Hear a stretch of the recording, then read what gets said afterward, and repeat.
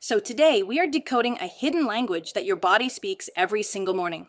We're talking about your basal body temperature, or BBT.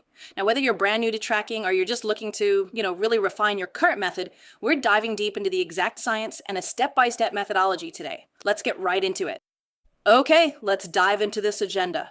We're going to start with 1, the basics of BBT, and then cover 2, how to measure accurately. After that, we'll explore 2 distinct paths. 3, using BBT for pregnancy, and 4, preventing pregnancy, before finally wrapping up with 5, factors that mess it up. Section 1, the basics of BBT. Let's look at the biology. So what exactly is it? Well, basal body temperature, or BBT, is simply your core body temperature measured first thing in the morning, and we use it to track ovulation for one absolutely crucial reason: progesterone. Progesterone is basically the invisible engine driving a slight elevation in your temperature. Literally, without this specific hormone, tracking BBT just wouldn't work at all. Let's break down the timeline here. Think of it like a biological baton pass. Days 1 through 13 make up the follicular phase, which is heavily estrogen dominant. Then, right around days 14 to 15, ovulation happens. The follicle actually releases an egg and transforms into something called the corpus luteum. From day 16 onward, that newly formed structure starts pumping out progesterone, which then elevates your overall body temperature. Now, during that first half of your cycle, that estrogen-dominant follicular phase, your baseline temperature is naturally a bit lower. It typically hovers right around 97.0 to 97.5 degrees Fahrenheit. This is just your body running in its normal baseline state before ovulation even enters the picture. And this brilliantly illustrates what happens next.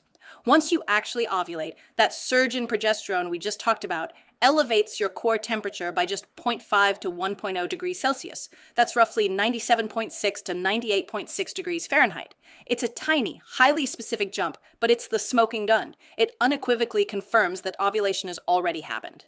Moving on to section 2, how to measure accurately. Let's compare manual tracking versus wearables. You essentially have 2 main options here. First up is the manual thermometer. Honestly, this requires some serious monk-like discipline. You need a highly accurate basal thermometer. We're talking 1/10 of a degree accuracy, and you have to use it the absolute second you wake up. I mean, the exact same time every day, before you get out of bed, before you drink water, or even shift around. Any movement can totally skew the data. Now, contrast that with wearable devices like an Apple Watch or a Fitbit.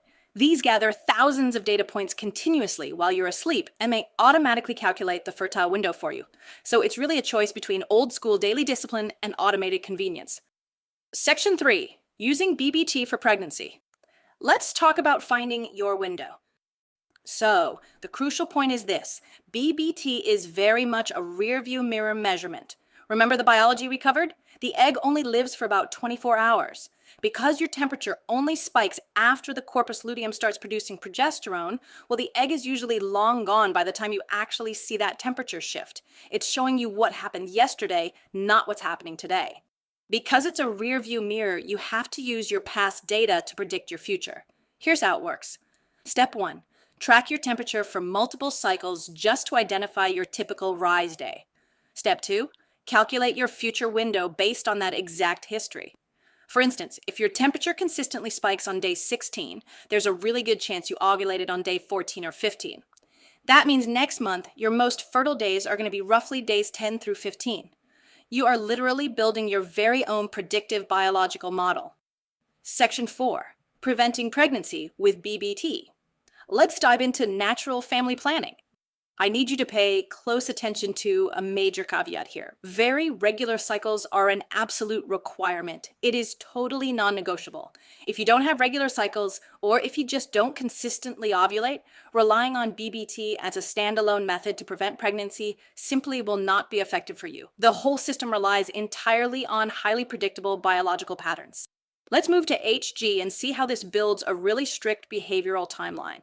In the phase before your expected temperature shift, the required action is to avoid intercourse entirely for about a week. You really have to wait it out. It is only after you have a confirmed, sustained temperature rise, which tells us the egg's 24-hour lifespan is definitely over, that you can safely resume. It is basically an exercise in extreme patience and strict data confirmation. Section 5, factors that mess it up. Time to troubleshoot. Because BBT measures down to tenths of a degree, it is unbelievably sensitive to the real world. I mean, so many external factors can throw your data way off. We're talking alcohol consumption the night before, an underlying illness, or even a very slight fever. Bad sleep, high stress, breastfeeding, all of these can totally skew the numbers. Even standard lifestyle things like travel, time zone jumps, or shift work will scramble your circadian rhythm. And of course, medical conditions like thyroid issues or menopause definitely alter readings. Literally any single one of these can make a manual morning reading pretty unreliable. Now, what's really interesting about this slide is the ultimate takeaway from our source. While tracking BBT is incredibly helpful for confirming ovulation, fundamentally, it's no more or less effective than tracking your cervical mucus or using ovulation predictor kits.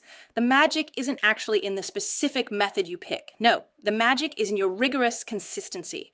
Consistent tracking is the true secret to targeting that window. And that brings us to the end of our step-by-step mastery guide on basal body temperature.